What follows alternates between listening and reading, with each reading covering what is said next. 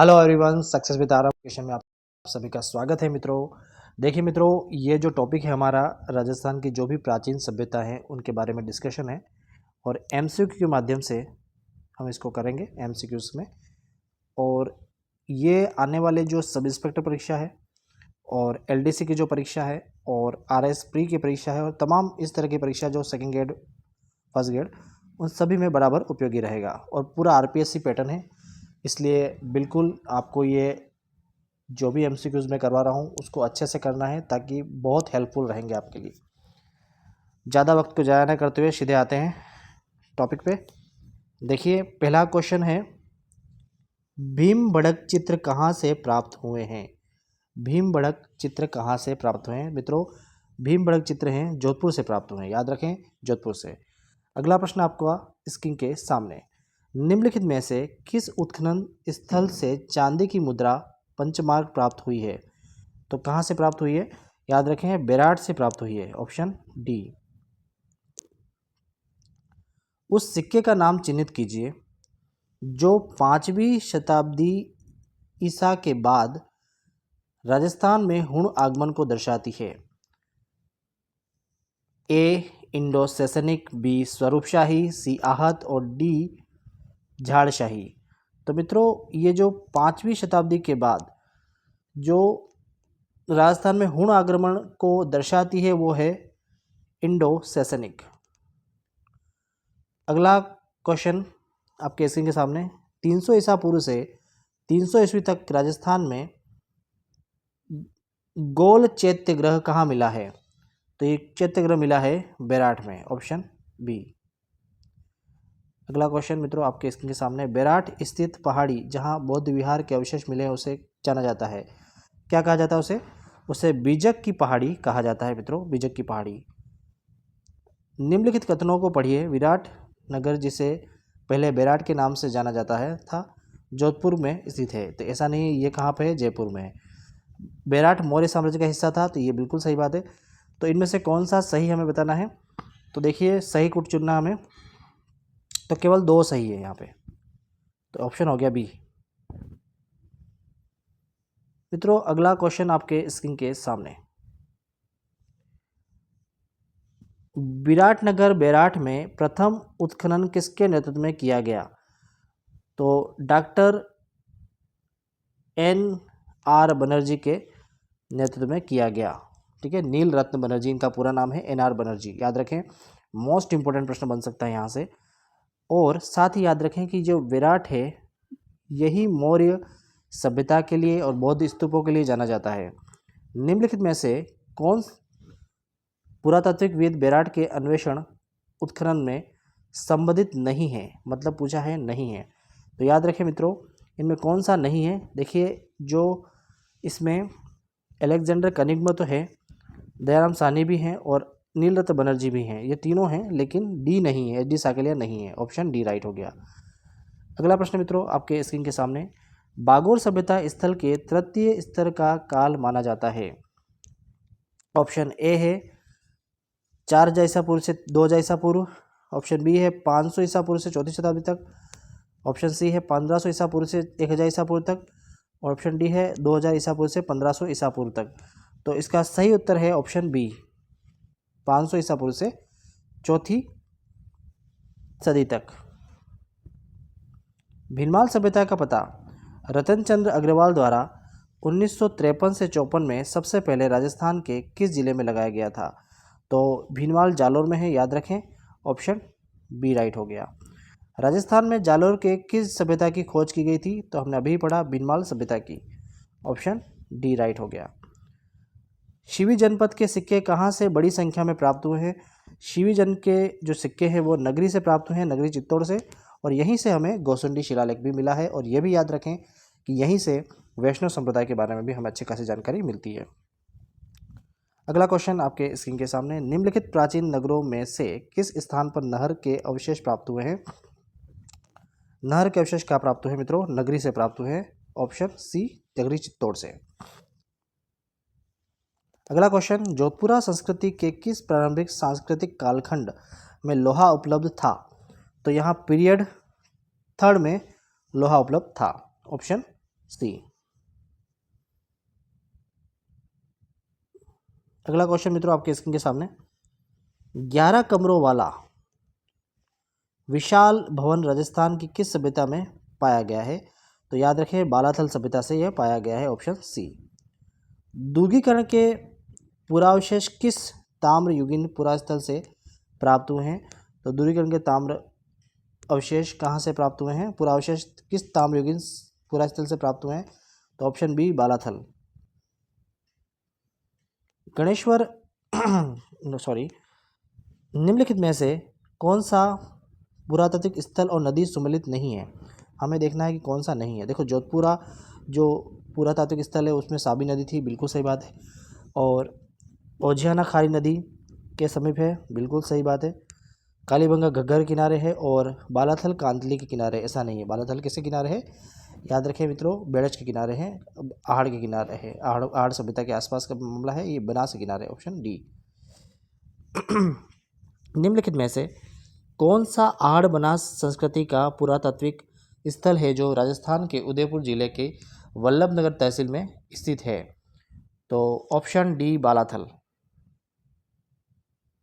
अगला क्वेश्चन आपके स्क्रीन के सामने, प्रागैतिहासिक स्थल जहां से भारी मात्रा में ताम्र उपकरण प्राप्त हुए हैं कौन सा है वो? Option C Ganeshwar. सीकर जिले के नीमका थाना में कांतली नदी के उद्गम पर खोजा गया ताम्र सांस्कृतिक का महत्वपूर्ण स्थल कौन सा है? तो गणेश्वर, ऑप्शन बी। अगला क्वेश्चन आपके स्क्रीन के सामने, गणेश्वर सभ्यता की डैश डैश डैश संस्कृति का महत्वपूर्ण स्थल है, तो कौन सा है? ताम्रयुगीन, ऑप्शन ए। अगला क्वेश्चन, निम्नलिखित में से राजस्थान में ताम्रयुगीन सभ्यता का प्रारंभिक केंद्र माना जाता है? ताम्रयुगीन सभ्यता का प्रारंभिक केंद्र माना जाता है, तो याद रखें गणेश्वर, ऑप्शन बी। अगला क्वेश्चन आपके स्क्रीन के सामने, पुरातात्विक ओझियाना के संबंध में कौन सा कथन सत्य नहीं है?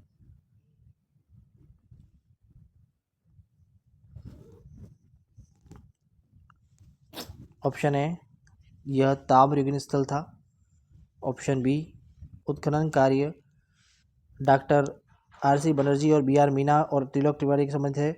वृषभ गाय व मणिमूर्ति से मिली जिन पर सफ़ेद रंग की डिजाइन बनी हुई है, कोठारी नदी किनारे विकसित हुआ है। तो इनमें से कौन सा सही मानना है हमको? तो केवल 4 सही नहीं है, बाकी सभी सही हैं। ये देखिए इसमें ऑप्शन ए। आहड़ संस्कृति के लोग निम्नांकित में से किस धातु से परिचित नहीं थे? आहड़ संस्कृति के लोग किस धातु से परिचित नहीं थे? तो आहड़ संस्कृति के तांबे से परिचित थे, लोहे से भी परिचित थे और टीन से भी परिचित थे, चांदी से परिचित नहीं थे, ऑप्शन बी। निम्नलिखित में से आहड़ स्थल के अवशेष प्राप्त नहीं हैं? बनारसी बुल आहड़ से मिला है, बिल्कुल मिला है। आभूषण सहित अश्वाधान भी मिला है और चक्रकूप पद्धति के शोक गर्त भी मिले हैं, लेकिन टोटीदार घड़ा नहीं मिला है, ऑप्शन सी। अगला क्वेश्चन आपके स्क्रीन के सामने, कौन सी वस्तु आहड़ सभ्यता के स्थलों से संबंधित नहीं है? ऑप्शन ए चावल तो है ही है, कृष्ण लोहित मृदभांड ये भी इससे संबंधित है, तांबे की वस्तुएं भी हैं, लेकिन चित्रित दूसरा मृदभांड इससे संबंध नहीं है। लाल काले मृदभांड वाली संस्कृति का प्रमुख केंद्र कौन सा है? तो आहड़ है, ऑप्शन बी। अगला प्रश्न मित्रों आपके स्क्रीन के सामने, राजस्थान की बनास संस्कृति संबंध रखती है, तो यहाँ ताम्रपाषाण काल से संबंधित रखती है, ऑप्शन डी। अगला प्रश्न आपके स्क्रीन के सामने मित्रों, निम्नलिखित में से किस संस्कृति को बनास संस्कृति भी कहा जाता है? तो याद रखें आहड़ संस्कृति को बनास संस्कृति भी कहा जाता है, ऑप्शन ए राइट हो गया इसका भी। अगला क्वेश्चन आपके स्क्रीन के सामने, आहड़ के उत्खनन का कार्य सर्वप्रथम 1953 में किसके नेतृत्व में हुआ? तो ये उत्खनन का कार्य अक्षय कीर्ति व्यास के नेतृत्व में हुआ, ऑप्शन ए राइट हो गया। प्रोफेसर एच डी साकलिया के निर्देशन से जिस सभ्यता स्थल का उत्खनन हुआ वो कौन सा है? तो याद रखें मित्रों, बहुत इंपॉर्टेंट क्वेश्चन बनता है यहाँ पे, ऑप्शन बी आहड़। अगला प्रश्न आपके स्क्रीन के सामने, निम्नलिखित में से कौन सा सुमेलित नहीं है? तो याद रखें इसमें बेराट दयाराम साहनी सम्मिलित है, कालीगंगा ए घोष सम्मिलित है और बागोर वी एन मिश्र सम्मिलित है, लेकिन आहड़ के लिए एस पी जैन सम्मिलित नहीं है। ऑप्शन गलत हो गया, इसका सही ये हो गया बी। स्वतंत्रता के पश्चात राजस्थान का पुरातात्विक पहला स्थल कौन सा है? तो याद रखना कि राजस्थान स्वतंत्रता के बाद राजस्थान का पुरातात्विक पहला स्थल कौन सा था? कालीबंगा। अगला प्रश्न आपके स्क्रीन के सामने, कालीबंगा से हड़प्पा पूर्व की सभ्यता से मिलते जुलते अवशेष पाकिस्तान में किस स्थान से मिले हैं? तो ये कोट डीजी से मिले हैं। ऑप्शन सी राइट हो गया। अगला क्वेश्चन आपके स्क्रीन के सामने मित्रों, बहुत इंपॉर्टेंट है। निम्नलिखित में से किसके साक्ष्य कालीबंगा के पूरा स्थल काल के संबंध में उत्खनन से प्राप्त नहीं हुए हैं? तो याद रखना चावल प्राप्त नहीं हुआ है, ऑप्शन ए। ठीक है, लेकिन याद रखना आहड़ में मिला है चावल, लेकिन कालीबंगा में प्राप्त नहीं हुआ है। लेकिन कालीबंगा में क्या क्या प्राप्त हुआ है? तो गेहूं मिला है, जाजरा मिला है और हाथी दांत की कंघी मिली है। ठीक है, लेकिन चावल नहीं मिला है। ऑप्शन ए सी सही हो गया। कालीबंगा में निम्न में से किस फसल के अवशेष प्राप्त नहीं हुए हैं? तो याद रखें बहुत इंपॉर्टेंट हो जाता है यहाँ पे, किसके अवशेष प्राप्त नहीं हुए हैं? तो यहाँ पे जौ के। Option A. राजस्थान में किस सभ्यता स्थल पर सबसे प्रथम बार हल से जुते हुए खेत प्राप्त हुए हैं? तो ये कालीबंगा में। Option A. अगला क्वेश्चन आपके स्क्रीन के सामने, निम्नलिखित में से किस स्थल से उत्खनन से अग्निवेदिका मिली है? याद रखेंगे ऑप्शन डी कालीबंगा से मिली है और लोथल से भी मिली है, ये भी याद रखना। कालीबंगा क्षेत्र में किसकी कितनी अग्निवेदियाँ मिली है? तो ये 7 अग्निवेदियाँ मिली है। ऑप्शन बी राइट हो गया। अगला क्वेश्चन आपके स्क्रीन के सामने, 40वां प्रश्न, कौन सा पुरातात्विक कालीबंगा के उत्खनन से संबद्ध नहीं है? तो यानी कि ये पूछ रहा है कि जो पुरातत्वविद है वो कालीबंगा से रिलेशन नहीं रखते हैं। तो देखिए अमलानंद घोष का तो था ही था, फिर आप याद रखें बीबी लाल भी थे, बीके थापर भी थे, तो यहाँ पे केनपुरी नहीं थे, केदारनाथपुरी नहीं थे।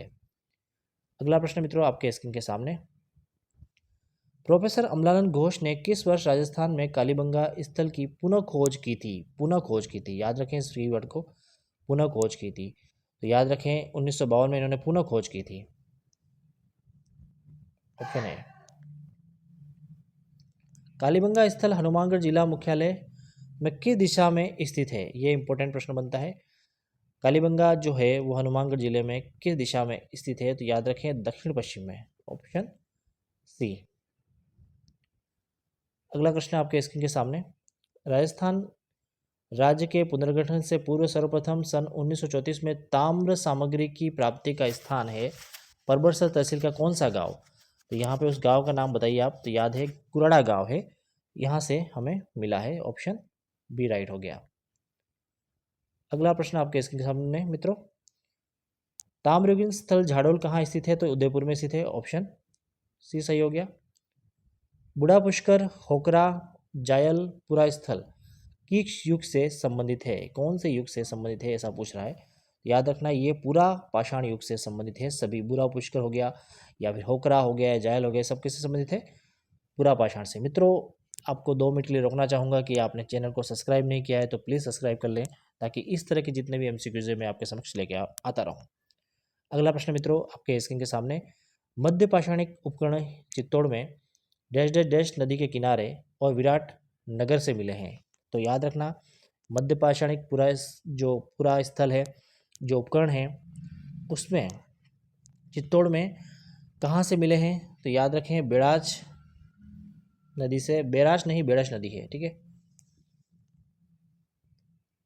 अगला प्रश्न आपके स्क्रीन के सामने, बागोर तिलवाड़ा नामक मुख्य निम्न काल से संबंधित है। तो ये स्थान की बात कर रहा है, ये स्थान कहाँ से संबंधित है? तो बागोर हो गया और तिलवाड़ा हो गया, वो किस काल से संबंधित है? तो मध्य पाषाण काल से। ऑप्शन ए राइट हो गया इसका।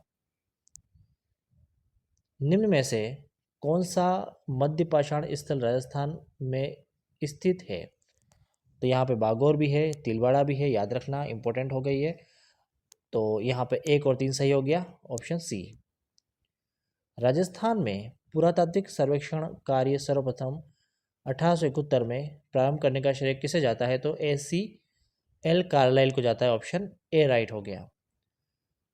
ए survey work of ancient site along the lost Saraswati river किसका कार्य से संबंधित है? ये किसका कार्य से संबंधित है? ये तो इम्पोर्टेंट है, ऑरेल स्टेन से संबंधित है।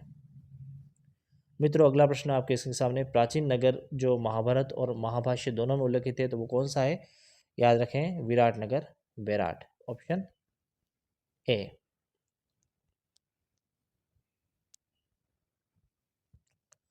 आहड़ सभ्यता के बारे में निम्नलिखित कथनों में से सही नहीं है। अब पूछा है नहीं है, ठीक है। अब आहड़ सभ्यता के बारे में कौन सा कथन सही नहीं है हमें बताना है। तो देखो, आहड़वासी तांबा गलाना जानते थे, सही बात है। ये लोग चावल से परिचित नहीं थे, तो परिचित तो थे बिल्कुल, तो ये क्वेश्चन आंसर हो गया इसका। लेकिन इसके बारे में और जाके देखते हैं हम आहड़ के बारे में कि धातु का काम आहड़वासियों की अर्थव्यवस्था का एक साधन था, सही बात है। और यहाँ लाल काले मृदभांड मिले हैं, याद रखना, ठीक है। तो ऑप्शन कौन सा सही हो गया इसका? ऑप्शन कि ये लोग चावल से परिचित थे, और यहाँ दे रखा नहीं थे, ठीक है। अगला प्रश्न मित्रों आपके स्क्रीन के सामने, झाड़ोल, उदयपुर, कुड़ार, नागौर और साबनिया बीकानेर में क्या समानता है? तो देखो, ये ताम्र उपकरण के भंडार हैं, याद रखना, ताम्र उपकरण के भंडार हैं। देखो दोस्तों, हमने ये पूरा सेट कर लिया, इसमें तमाम जो सभ्यताएं हैं हमने अच्छे से कवर की एमसीक्यू के रूप में। जो पैटर्न आजकल चल रहा है उस पैटर्न को पूरा करने की कोशिश की है। तो आपको ये कैसा लगा इनिशिएटिव, कमेंट करें और शेयर करना ना भूलें। Thank you for watching me.